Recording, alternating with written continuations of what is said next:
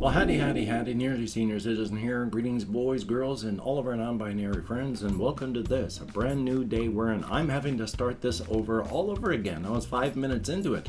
My cognition has been affected by what is happening.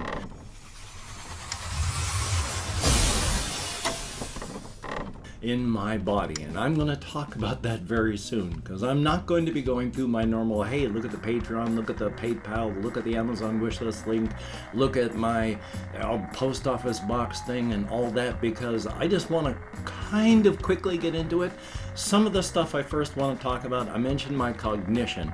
I went from 5 minutes into talking and yakking and feeling really, really good to my kitty cat chewing on a piece of paper down there, and instantly everything was ruined. I mean, literally, I fell off a cliff and it was not good. So I'm trying again, and hopefully my cognition is going to be better. It's going to take a few days for the antibiotics to come to work, and I'm going to talk about that. First thing though, non-illness related. I bought through Amazon a book, and here's the thing. I have bought the game For Against Darkness as a PDF. You have to print it yourself. It costs $8. I like the game. I don't mind spending that much money on it. Another channel recommended a book as a supplement for a different game. I bought that. $5. $5.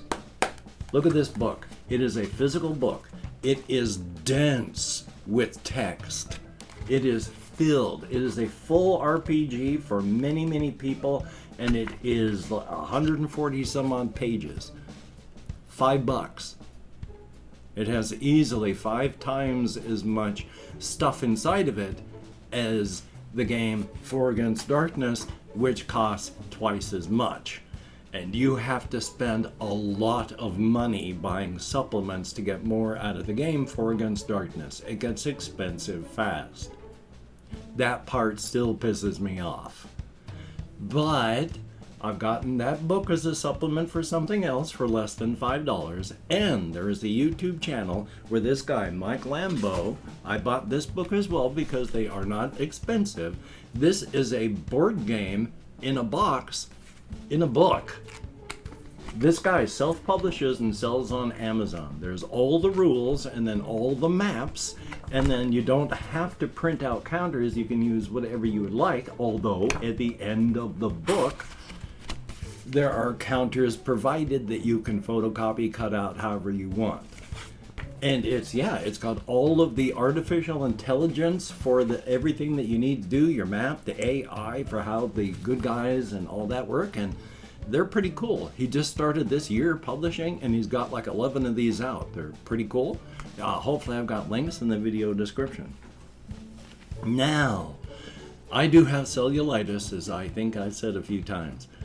This is good and bad. Good because I know what it is and I'm now on antibiotics. Bad because the last few times I've ever had cellulitis, I almost died. I was in the hospital on multiple IV antibiotics, strong ones, and I was right on the edge of a precipice, half my feet dangling over, a wind at my back, and just any sudden movement and over I'd go. It was that close. Especially since the last time I went from 6 hours knowing that I had it to fighting for my life. 6 hours. I have almost died so many times from cellulitis. Cellulitis is just a bacterial infection, usually like of the skin and the underlying stuff that's underneath.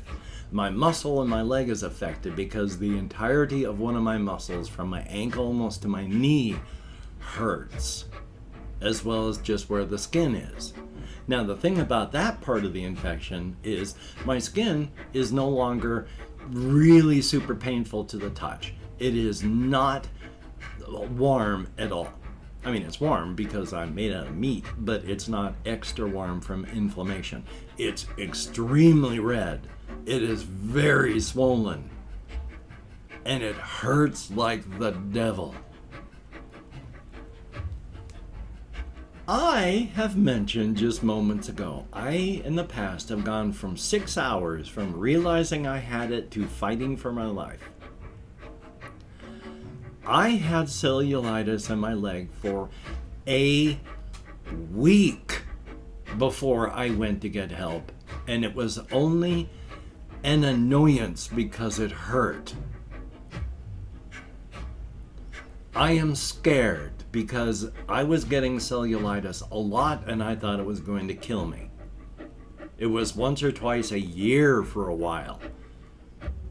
It's been 12 years since I had cellulitis. That scares me. I don't want to go back through a period of getting it all the time, but the fact that I had it for a week and didn't even realize that it was cellulitis and that was only an annoyance is also reassuring. The thing that kind of bemuses me is I got cellulitis on my leg by digging my fingertips in between the bone and the muscle body on my shin and lifting my leg up using my grip on the bone. It felt horrible on the inside of my leg when that was happening. I mean, it was a very sick feeling, and I wish I hadn't done it. It was only after I'd done it that I realized how bad it felt. And from there, that night, it started developing into cellulitis, which is a bacterial infection. So how does just squishing some of my muscles cause a bacterial infection? Well, it doesn't necessarily cause a bacterial infection, but I stressed out and damaged and caused injury to a whole bunch of cells in that area. So that part of my body was stressed. We have pathogens flooding us all the time, trying to get into us to get our carefully hoarded resources. Every time we're sick, that's what's happening. An outside source has gotten in and is plundering our resources until we can fight them off.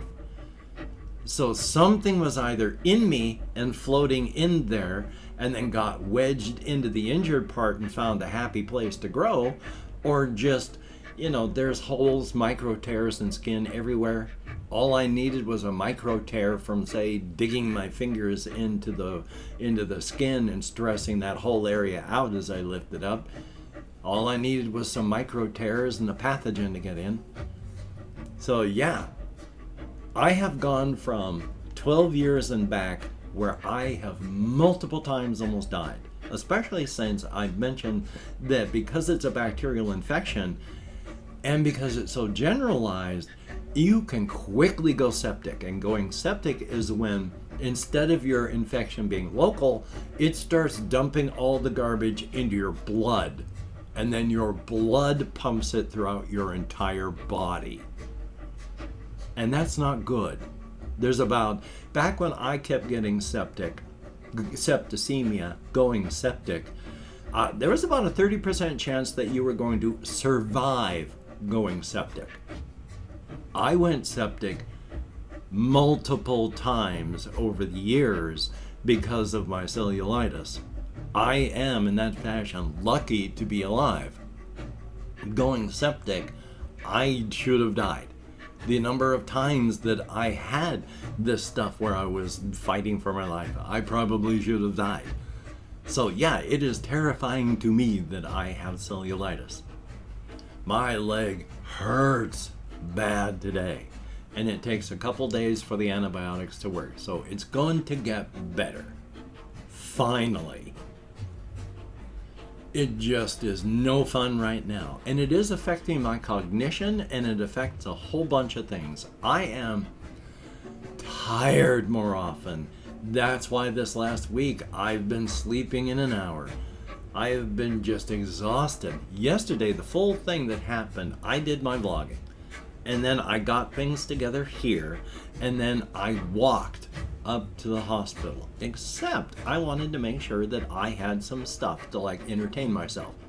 So I walked the 3 miles up to Walmart. Nothing.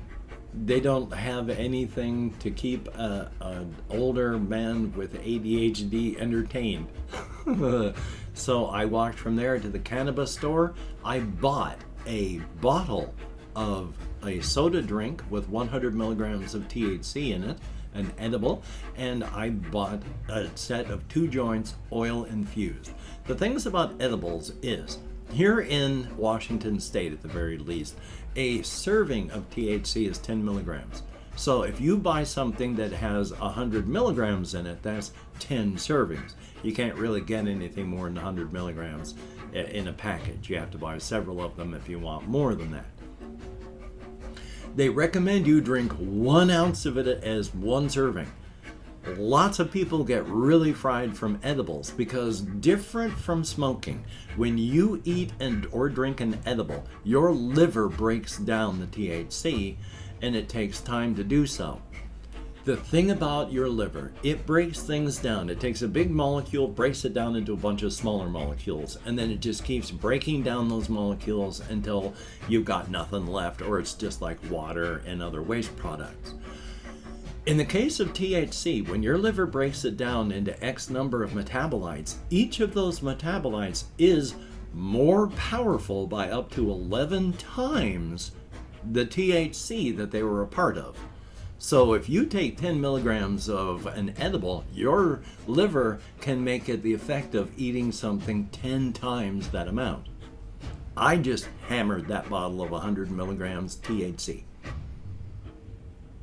I didn't feel a thing all day. It was like I hadn't even drank it. I got pain control, but past that, I felt nothing.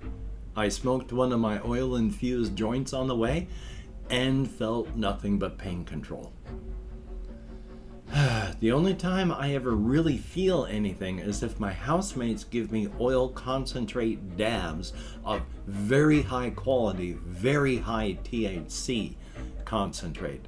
Otherwise, I just get pain control, which is kind of boring, but there you go. But from there, I walked to the hospital, and there they took a look, they found things out. It went pretty quick. But from there, after getting the diagnoses, I walked to Walmart to get my prescription refilled, and then from Walmart to Safeway because I had to buy cat dirt, and then from Safeway to home. I left at about 10:30, 11 o'clock-ish yesterday, and it was about 5 o'clock in the afternoon when I got home. I was exhausted, not just because I walked, like 8 miles, while being very sick with a potentially life-threatening infection in my leg, but also just the fact that I've got this thing pouring toxins into my system while I'm doing all this. I was, as I state, exhausted. I was so sleepy. By the time it was 7:30, I was done for the day. I had been planning on doing 2 videos. One, here's the quick stuff, and then here's the full story. I was too tired to do that. I was trying desperately to just stay awake because I was sleepy and just tired physically because I'd done a lot while being sick. And yeah, until my leg starts getting better, I am pretty sick, and it is until it actually goes away. With my system especially, it is a very life-threatening infection. I'm just amazed that I didn't even know that it was happening. So son of a gun on that. Of course, like 18 years ago, I had the circulation in my legs checked because I had cellulitis, and they wanted to make sure I didn't have a blood clot. So they did a ultrasound for the circulation on both of my legs. 18 years ago, at least, I had excellent circulation in my legs. And in fact, on my left leg, I have, normally you have one popliteal vein. That's the vein that runs right there through your popliteal joint. That's your knee on the underside. I got 2 of them, so I've got even better circulation on my left leg than normally I would. So thumbs up on that.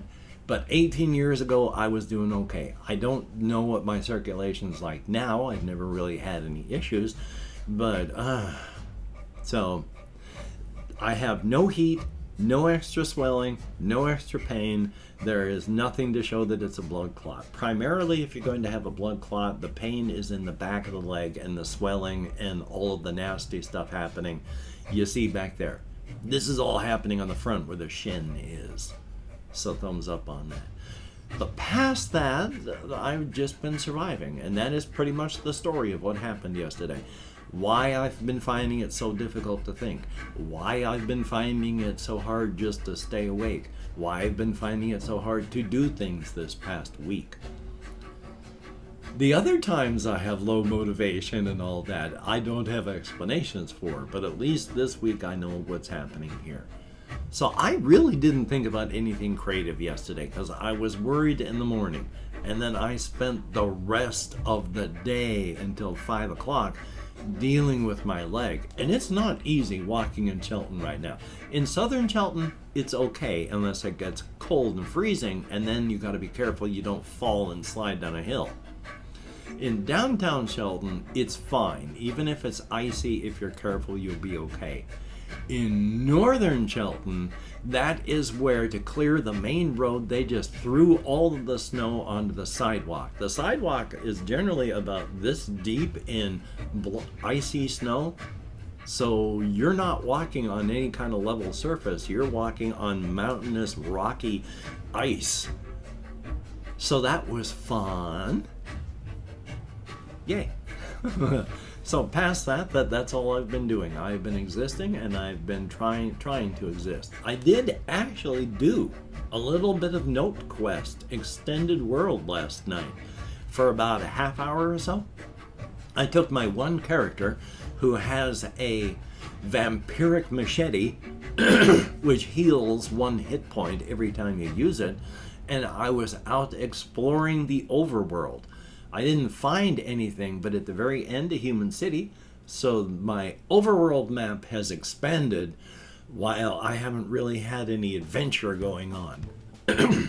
Even though, if you don't find a location, you're going to have an event, and you're going to have to fight something. So, yay on that. Not always. Not always. So, I'm going to go through and thank however many people have left me comments in the past 24 hours. If I mispronounce the username, no disrespect is intended, and even though I count American Sign Language, especially right now with my cognition affected by my cellulitis. Sephirus, thumbs up and thank you. Jay, greatly appreciated, and I should do better. I should be doing better. And Shy Boy with an 8 instead of a B, greatly appreciated. Sebastian Ferris, I'm okay as long as the antibiotics work and there's no heat in my leg. There's very little direct pain if I touch it from the outside. It's all internal pain right now. So things are doing better. That's a good thing. And Fluffy Big Bud, thumbs up and thank you. Floramew, greatly appreciated. I really should take my flip phone with me. I really should. And then we have Elf Tower 90, thumbs up and thank you. And I bet you're right, actually. Netgun, greatly appreciated. Jamie's Division, and it is good to talk. I don't mean to not talk to people. I just, with my ADHD, I am out of sight, out of mind. I forget I have kids. We have Shinra, thumbs up, thank you, greatly appreciated, good to see you. Chris, thumbs up and thank you. We have Pluto, greatly appreciated. There is Evan Alexander, thumbs up and thank you very, very much. Jack Stabber, I like the name. RJ Mitchell, greatly appreciated, thumbs up. Ben B, greatly appreciated. Jesse Koskinen, greatly appreciated. And it makes it easier to record the game stuff that way. Here, Chalky, thumbs up, thank you very, very much. Confused Owl 29, always good to see you in the comments. And Clavicle Skeletoni, thumbs up, thank you very much, greatly appreciated. And that is it. I don't know how many people that was. My cognition is affected. I do not know. I thought I'd gone well past 10 and then I came back to 10. So I lost track. Yay, but thank each and every one of you. You get me out of my head, into the world, dealing with real people, and that is appreciated. I'm not going to be able to do much worldwide wise. I am having difficulties with cognition today, so we shall see what happens. I'm going to hopefully record something for the channel, not because there's any great call for anything that I do, or any call at all, but again to provide a skeleton so that my formless and structureless life has a little bit of form and structure to it. So thumbs up on that. Hopefully you can get done the things that you want to get done, and if you can't, don't beat yourself up. There's no need. And please, when it comes to illness and injury, just take care of yourself. Be smart. Take appropriate precautions. Don't hurt yourself. Don't hurt others. Just be careful. And of course, no matter where you are, if you hear that mournful howl of the bus horn, the bus with your name on it, it doesn't matter where you are, whether you're up in a tower or deep underground, just brace for impact. That bus is gonna smear you. So, until we meet again, you take care. Have a great day today. I will see you on the flip side, and that is a very good thing.